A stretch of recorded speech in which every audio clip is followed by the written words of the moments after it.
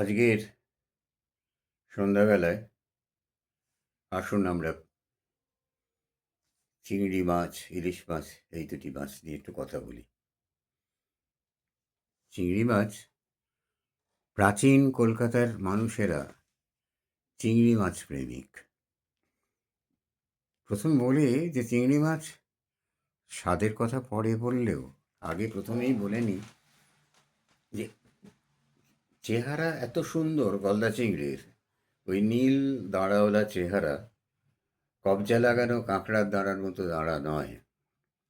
যে Chinese painting থেকে শুরু করে পট পটুয়া, কালীঘাটের পটুয়া, বীরভূম বাঁকুড়ার পটুয়ারা, প্রচুর মানুষ, চিতপুরের উডকাট শিল্পীরা, প্রচুর মানুষ চিংড়ি মাছের ছবি এঁকেছেন।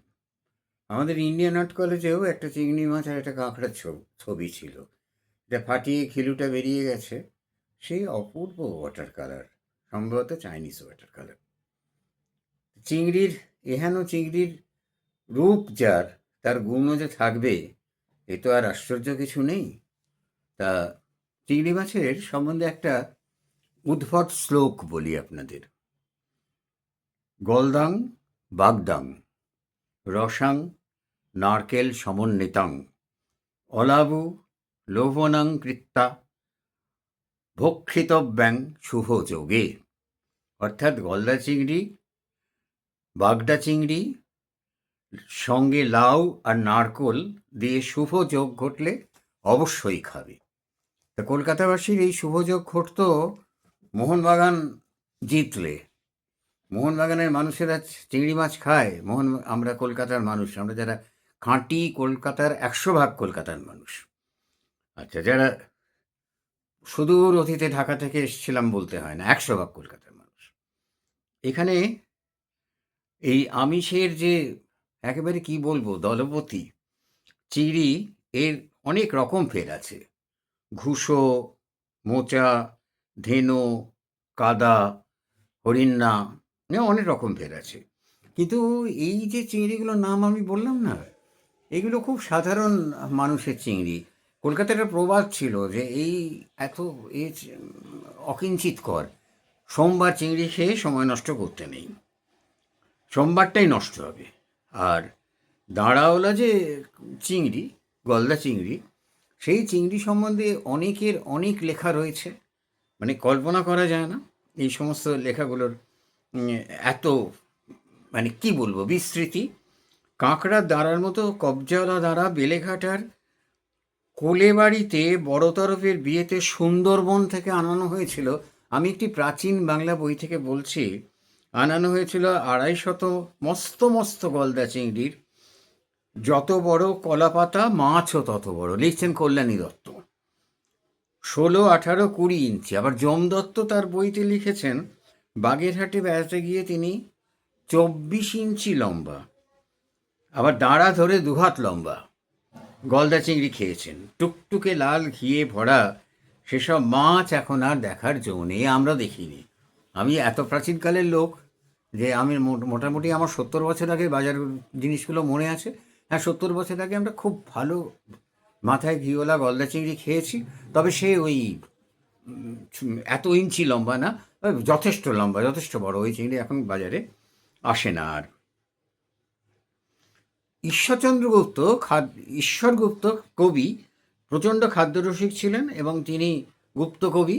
তিনি সব মাছ সম্বন্ধেও লিখে গেছেন। তোপসে সম্বন্ধে তো তার বিখ্যাত কবিতা আমরা সবাই জানি।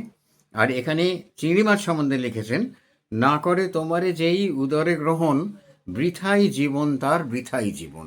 সত্যি কথা, চিংড়ি মাছ তো অত্যন্ত একটা স্বাদের মাছ। যে এবং আমরা অবাক হয়ে যাই যে চিংড়ির মাছকে আগেকার দিনে পূর্ববঙ্গের মানুষেরা, আমার ছোটোবেলাতেও দেখেছি, ছোটো করার জন্য বলতো ওরা কুচো চিংড়ি খায়, এ খায়। কুচো চিংড়ি তো প্রশ্নই, কুচো চিংড়ি রাখতে জানলে সেও অসাধারণ স্বাদ হয়, তারও অসাধারণ স্বাদ হয়।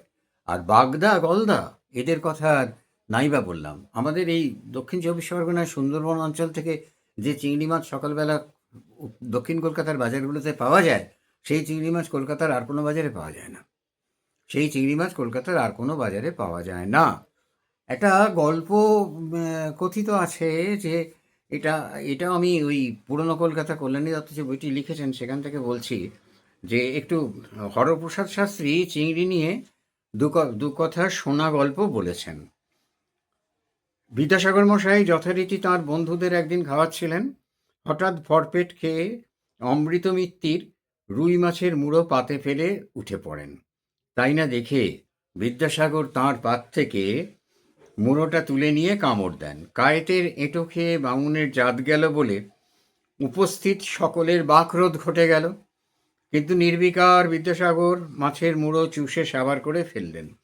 হরপ্রসাদের সঙ্গে আর 5 জন ওদিন বলেন যে ওই মুড়ো কখনোই রুই মাছের ছিল না, কারণ রুই মাছের মুড়ো এত দাঁড়িয়ে দাঁড়িয়ে এত ক্যাজুয়ালি খাওয়া যায় না।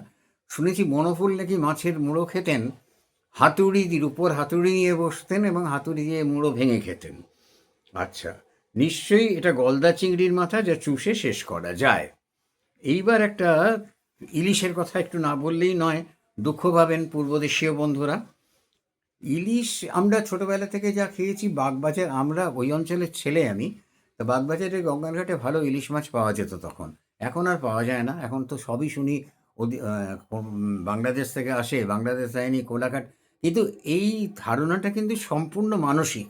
পশ্চিমবাংলার নূরপুর, আমাদের এই ডায়মন্ড হারবারের আগে নূরপুর, ডায়মন্ড হারবার, এইসব রূপনারায়ণের ইলিশ অসম্ভব টেস্টি, অস্বীকার করার কোনো কারণ নেই। তো এই যে ইলিশ মাছ আমরা ছোটোবেলায় খেয়েছি, ইলিশ মাছ তার স্বাদ এখন হয়তো কমে গেছে, কিন্তু সেটা কি আমরা আমাদের ইয়ের কথা বলবো, মাছের স্বাদকে দোষ দেবো না? 1871 সালে শ্রীরামপুর থেকে পরমার্থ বিজ্ঞান বলে একটা বই বেরিয়েছিল। এটা আমি প্রাচীন লেখিকা কল্যাণী দত্তের বইতে পাচ্ছি। সেখানে কেশব কর্মকার সুখ দুঃখের অনুভূতি নিয়ে, মনের বয়স নিয়ে একটা সুন্দর আলোচনা করতে করতে বলেছিলেন, আমাদের যৌবনে একটি ইলিশ মাছ ভাজলে তার সুগন্ধে পাড়া ভরে যেত। এখন আর তা হয় না। ইলিশ মাছ গন্ধ হারাচ্ছে, না আমাদের মনের আনন্দ পাওয়ার ক্ষমতা চলে যাচ্ছে? কোনটা ঠিক? এ ভীষণ দর্শনের কথা, এসব জায়গায় যাচ্ছি না। আচ্ছা, তো ইলিশ মাছ আবার প্রাচীন কলকাতার বাসিন্দাদের ধারণা ছিল গঙ্গার তক্তাঘাটের ইলিশ, বাগবাজার ঘাটের ইলিশ, কুমারটুলি ঘাটের ইলিশ, ঘাট অনুযায়ী ইলিশের স্বাদ পাল্টায়। অদ্ভুত যুক্তি দিতেন যে মা সিদ্ধেশ্বরীর পা ধোয়া জল খেয়ে এইসব ইলিশ একেবারে মানে গোলাপি বর্ণ এবং অসম্ভব তেলালো, অসম্ভব টেস্টি হয়ে গেছে। তো এই হলো চিংড়ি আর ইলিশের গল্প। তা আমরা যারা ছোটোবেলা থেকে এই কলকাতার মানুষ, আমরা চিংড়িও পেয়েছি, ইলিশের। আজকে মাছের নানা রকম ক্রাইসিস হয়েছে, মাছ উঠে যাচ্ছে, মানে মাছ পেতে অসুবিধে হয়। বর্তমানে সূত্রে আমি যেখানে বাস করি সেখানে তো প্রায় মাছ পাওয়াই যায় না। তা এই ইলিশ মাছ নিয়ে রবীন্দ্রনাথের একটা 4 লাইন বলে শেষ করব। মুল্লুক জুড়ে উল্লুক ডাকে, ঢোলে কুল্লুক ভট্ট, ইলিশের ডিম ভাজে বঙ্কিম, কাঁধে 3 কড়ি চট্ট। এই বলে মোটামুটি আজকের চিংড়ি ইলিশ প্রসঙ্গ শেষ করলাম। নমস্কার।